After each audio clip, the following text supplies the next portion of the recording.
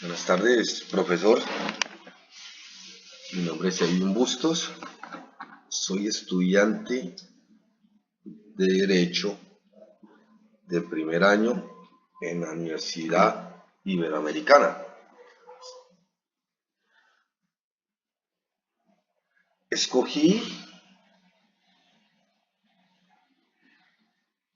para hacer la reseña la Edad Media, fue la que más me gustó, fue como la que más me impactó en muchos aspectos. Entonces está la portada, reseña Derecho de la Edad Media, Edwin Humberto Bustos Acero, Derecho Virtual, Universidad Iberoamericana.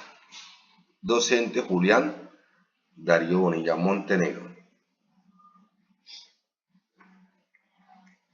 La Edad Media es el periodo de la civilización occidental comprendida entre el siglo V y el siglo XV. Su inicio se efectúa en el año 476, el año de la caída del Imperio Romano de Occidente, y su final en 1492, año en el que Colón llegó a América. Esta es la división temporal más extendida, pero también se fecha como año final de la misma Edad Media.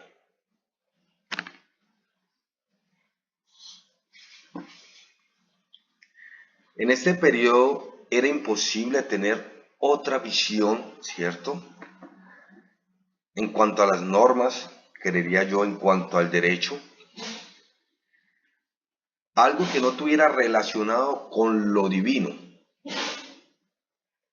por fuente bíblico o doctrinas eclesiásticas, ¿no? Yo creería que aquí en lo divino se refiere es prácticamente a lo de la iglesia y en este caso, ¿no? En Europa, ¿no? Creería que se enfoca más hacia el Pentateuco, ¿no? Lo que está en esos 20 de los 10 mandamientos. Yo creería que esa pudo haber sido la base para empezar lo que es el derecho en la Edad Media, ¿no? Igual tenían que esperar a que todas las creencias o todas las doctrinas, las enseñanzas dadas por el clero para poder aplicar lo del derecho y lo de las normas, ¿no? La religión cristiana o cristianismo de la época medieval, es decir, la mayoría eran católicos. No, y eran católicos, venían ya, como mencionaba ahora, bajo el mando del clero, ya que este tomó fuerza después de la caída del Imperio Romano Occidental.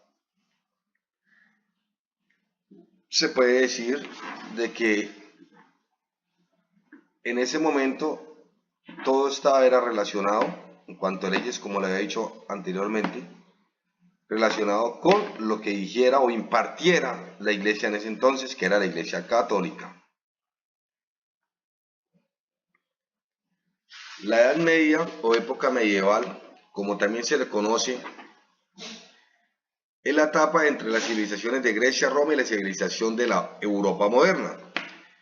La Edad Media comprendió un lapso entre el siglo V hasta el siglo XV de la era cristiana. Esta es la razón de ser el nombre de esta época de la historia universal. Por ello se le llama la Edad Media.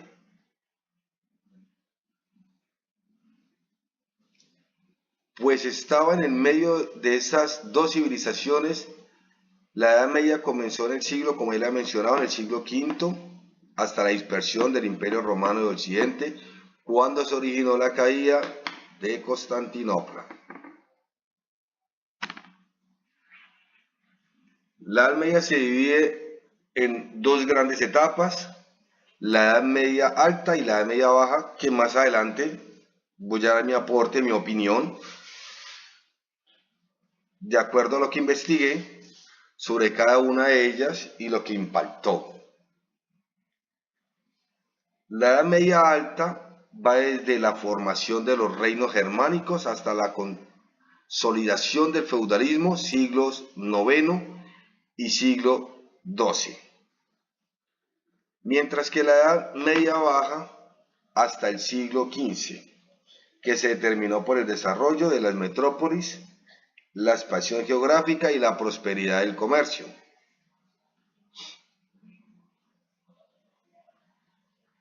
Todo el progreso de la Edad Media se basa en tres elementos muy importantes. El número uno es la presentación de la antigua Grecolatina. El número dos, la contribución de los pueblos germánicos que invadieron todas las tierras. Y por último, la religión cristiana. El derecho en la Edad Media.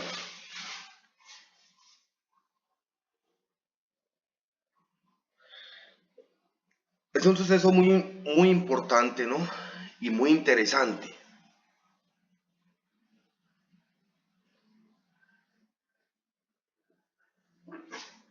Este suceso, ya que al llegar los germanos nómadas hubo un choque de cultura y normas y su derecho, ¿no? Si bien se conocía de que ya estaba un pueblo con sus propias leyes, su civilización establecida, o sea, con todo ya dado, ¿no? ¿Cierto? Y al llegar otros, también con sus propias leyes, chocan, porque pienso yo que para los que ellos, lo que para uno era prohibido, pues para otros no. Podemos decir que en la actualidad sería más o menos como cuando nos llegan las visitas extranjeras, ¿no?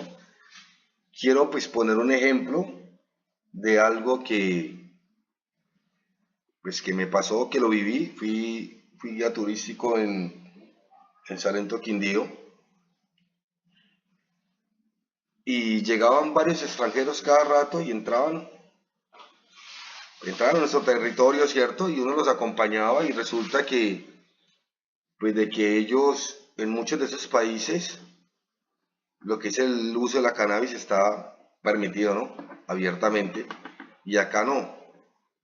Entonces yo tomo eso como un ejemplo de los choques que debieron haber en esa época, ¿no? Porque varias veces, pues la policía nos paraba y esto, y los amonestaban a ellos y era por lo mismo, ¿no? Porque pues en cada lado hay un reglamento y uno no tiene que llegar es basado es a acatar lo que está, ¿no? Más no lo que uno lleva, creería yo desde mi punto de vista. Esto llevó a que ambos pueblos llegaran a un acuerdo donde cada uno, lo que mencionaba anteriormente, ¿no? Seguía con sus normas establecidas, creando un sistema personal de derecho con el fin de evitar choques entre sí, ¿no? Pero igualmente, lo que para uno eran normas, las debía de respetar el otro.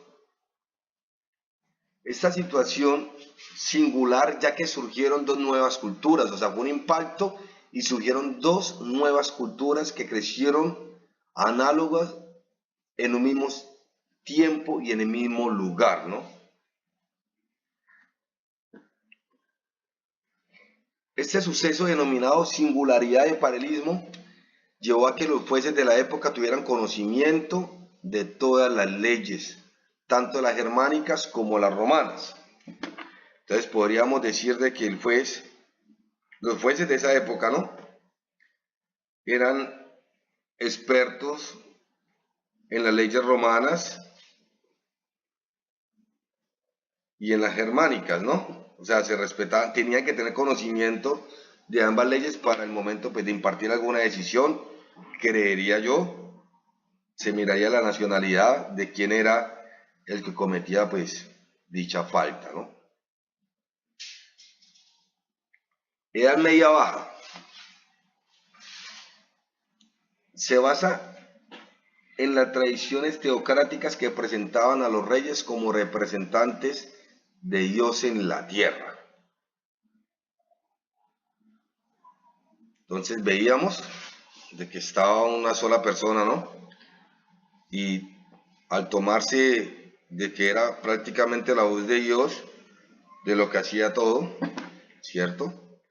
Y se nominaba como rey con el argumento de salvaguardar a su pueblo, para protegerlo, para cuidarlo, pero por medio de esto violaban la dignidad humana, ya que los derechos iban por nacimiento, de las personas, ¿no? Entonces, por ejemplo, si uno era un esclavo, que se vio mucho la esclavitud pues en ese entonces, porque pues quiero hacer un paréntesis, como dice el docente muchas veces, lo que fueron los romanos y los germánicos siempre manejaron la cultura de ellos y, perdón, la economía de ellos se basaba prácticamente era en el esclavismo, ¿no? Entonces, al poner ahí un rey, violaban la dignidad humana, ya que los derechos iban por nacimiento de las personas, como lo mencioné anteriormente, ¿no? Y obviamente, pues, si uno no era del clero, o si uno de pronto no era de la dinastía de los reyes, pues, los derechos iban a ser aún menor día a día y en cualquier circunstancia, ¿no?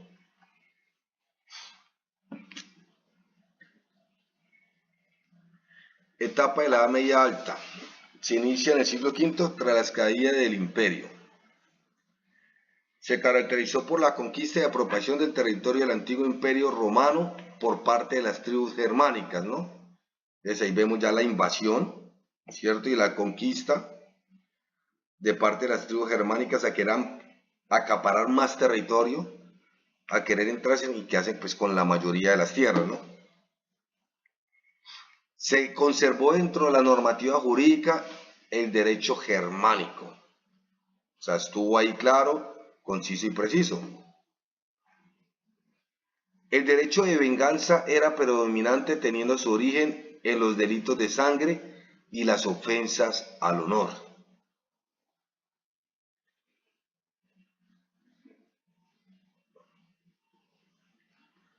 Entonces, podemos concluir o decir, aportar, que sin importar el delito que se conservara, ¿no? Perdón, que se cometiera, la responsabilidad debía ser impartida y el culpable tenía que asumir su sanción y era condenado.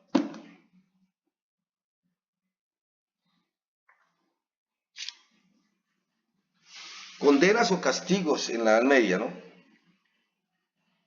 Tendríamos los azotes, tomé el tema de los azotes, que era pues por injuria o por calumnia, ya ahí ya determinaban, pero algo que me llama la atención y la particularidad de que en esta época casi todo, por no decirlo, pues casi todo, sino todo, era prácticamente era con el clero, porque casi siempre que había una sanción o algo, siempre tenían que terminaban, ¿no? Por el obispo, supongo que es el sacerdote de esa época, o el representante del clero ahí en cada región, ¿no? De pronto en cada lugar donde estaban, ¿no?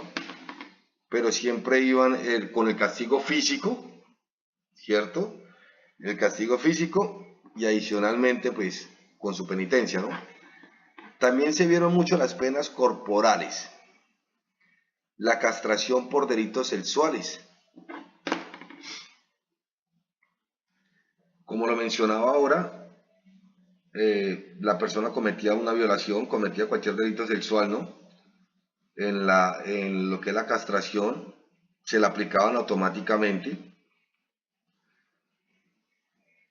y luego pues después de la castración se lo entregaban al reverendo, al cura o al obispo, que siempre fueron católicos, ¿no? Y este los llevaba y los hacía rezar penitencias o los ponía con el ritual para tener una limpieza más profunda y como para cumplir la pena, porque era la pena puesta pues por los jueces de ese entonces, ¿no?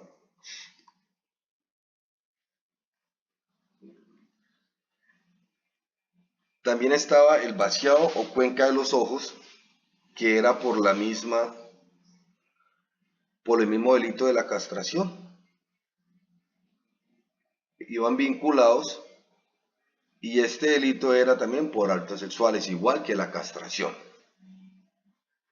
Y este delito lo aplicaban el vacío de las cuencas de los ojos, ¿no? O sea, sacar los ojos a las personas, es porque los obispos argumentaban de que era que los ojos es el portal por donde entra por donde ingresa el pecado y porque ingresa todo. Entonces, debido a esto, tomaron la decisión de hacer esto.